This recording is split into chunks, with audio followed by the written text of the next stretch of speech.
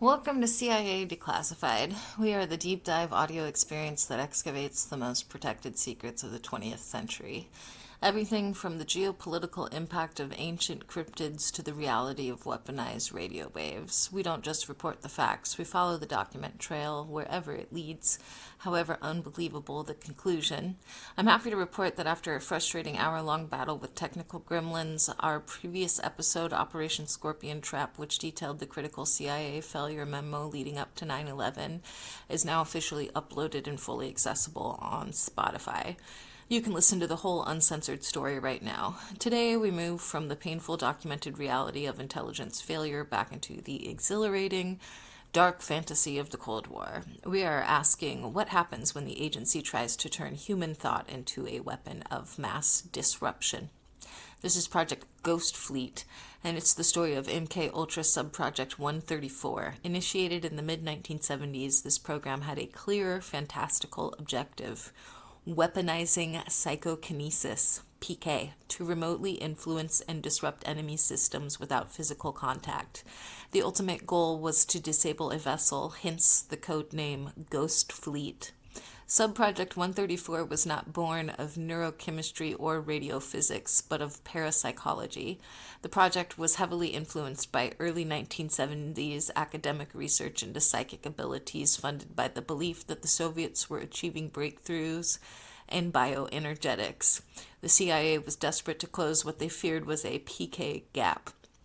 The core hypothesis, documented in CIA MKUL 134 Theo B1, was that the focused mental energy of a highly talented individual, a PK operative, could generate a low-level non-electromagnetic field capable of exerting measurable physical force.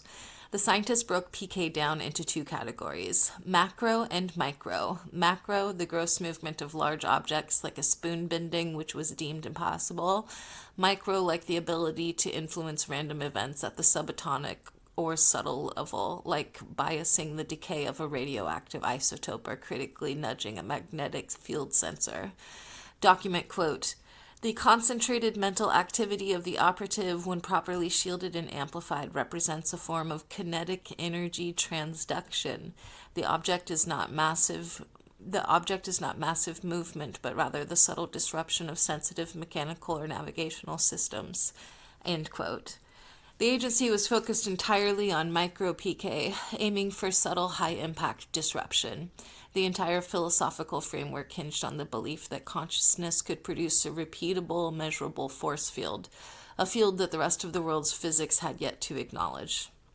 The program needed human subjects with statistically significant inherent PK abilities. The covert search involved running thousands of random event generator tests in universities and labs to identify individuals whose conscious intent could bias the outcome of a purely statistical process.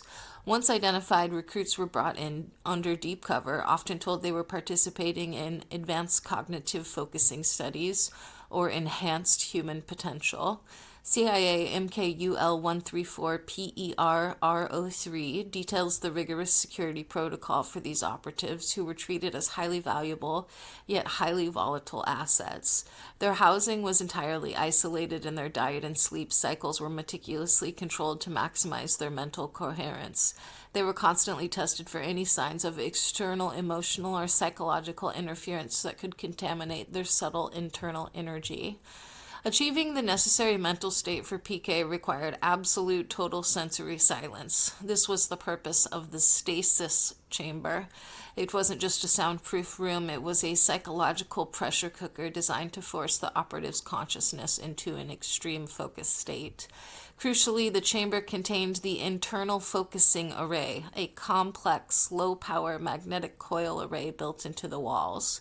This array did not generate the PK force, but rather acted as a neural alignment tool.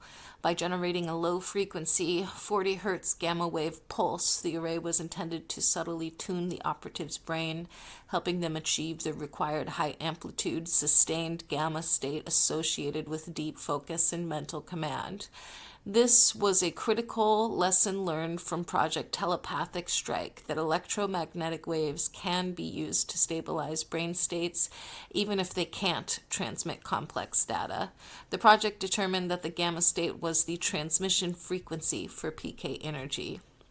The greatest engineering challenge was isolating the fragile PK force from the environment.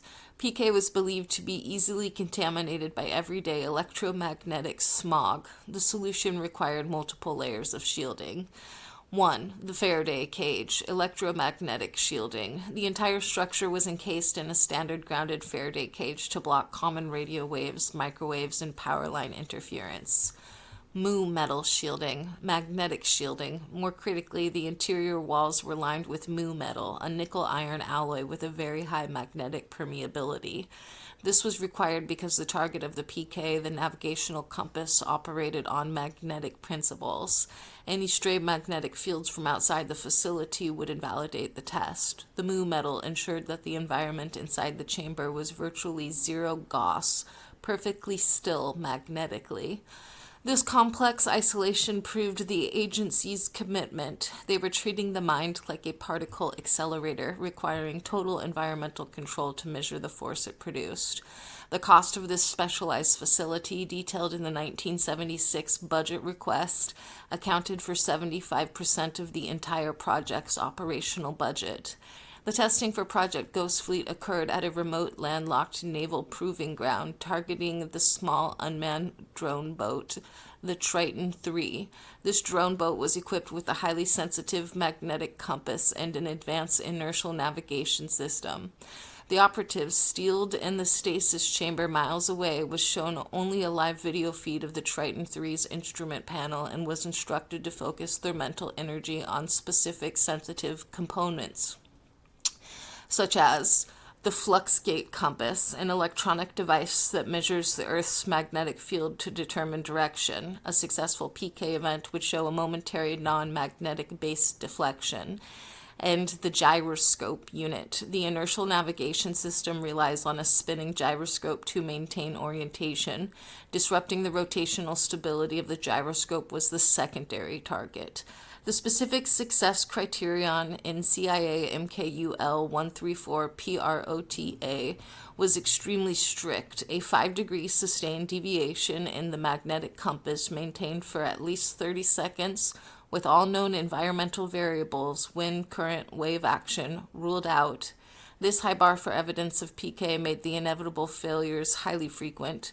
This required the operative to overcome both distance and the complex physics of the target device using only their mind. To sustain the intense mental focus required, the program experimented heavily with real-time feedback. When the operative's brain achieved the target gamma state, a subtle tone was played back into the stasis chamber. When a statistically significant change in the target compass was recorded, a positive reward-based signal was given.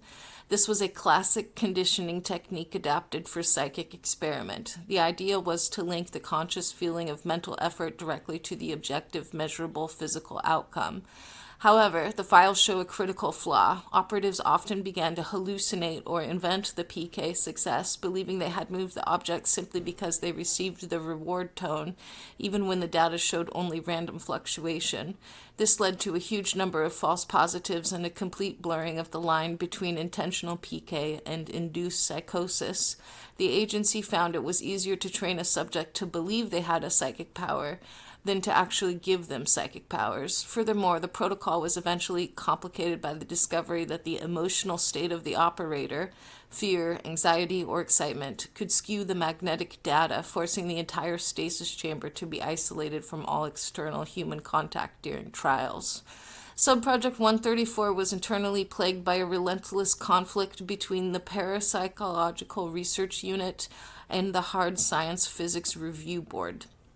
The PRU fueled by anecdotal successes and Soviet fear, constantly pushed for more funding and less rigid testing criteria, often citing specific 1 in 10,000 statistical anomalies as proof of concept. The PRB, composed of traditional physicists, consistently dismissed the results, arguing that any observed effects were statistically identical to known ambient magnetic or seismic noise. The final scientific review appended to the project summation concluded, quote, while low-level non-thermal kinetic influence cannot be conclusively disproven, the effects remain within the 20% margin of statistical noise. This technology is not suitable for tactical weaponization, end quote. This damning finding led to the project's defunding. The physicists, having failed to produce a weapon, succeeded in discrediting the entire field within the agency, ensuring that future PK research would be permanently exiled to unclassified academic institutions. The most enduring and practical legacy of Subproject 134 was not its failure to move ships, but its success in quantifying focused intent. Although the PK goal failed, the intensive real-time monitoring of the operatives' brains while they focused led to breakthroughs in correlating specific neural activity, like the high-amplitude gamma state with focused intent. This information was quietly funneled into future, less controversial projects related to brain-computer interfaces. The detailed EEG data gathered on gamma and alpha wave synchronization helped engineers design protocols for translating specific mental commands into electronic signals, paving the way for BCI technology used today in prosthetics and communication devices. The Ghost Fleet data provided the first real-world data set on intentional neural signaling outside of motor function, and biofeedback and resilience training. The data on induced gamma states became a foundation for research into how deep meditation and focused biofeedback could be used to increase mental resilience, focus, and stress management in covert operatives, a critical element of modern operational readiness. The agency stopped trying to move ships with minds and started trying to use minds to control computers, turning a psychic failure into a technological success. Project Ghost Fleet stands as a powerful testament to the fact that when faced with the unknown, the CIA was willing to fund the most improbable ideas, hoping that the mind held the next technological advantage. They failed to move matter, but they confirmed the incredible, untapped, and volatile power of concentrated mental energy. It shows that sometimes, even in failure, the agency creates a legacy far more advanced and subtle than they ever intended. We have exposed the agency's search for the ultimate psychic weapon. I'll see you in the archives. Remember to like this project and subscribe to the feed for surprises. We've explored the fringes of the mind. Next time we go deep into the science of remote neurological disruption. We open the file on Project Mimic Heart, codenamed MK Ultra Subproject 118. This project was a focused effort to use directed microwave energy to remotely influence and disrupt the cardiac and respiratory system of targeted individuals. We examined the chilling CIA MKUL 118 test log document detailing the attempt to remotely induce cardiac arrhythmia or extreme panic using non-thermal microwave pulses. Was the agency trying to develop the ultimate untraceable weapon, a remotely induced heart attack? Find out next time. In the meantime, keep your eye on the shadows, mind your step, and question your memories. I'll see you in the archives.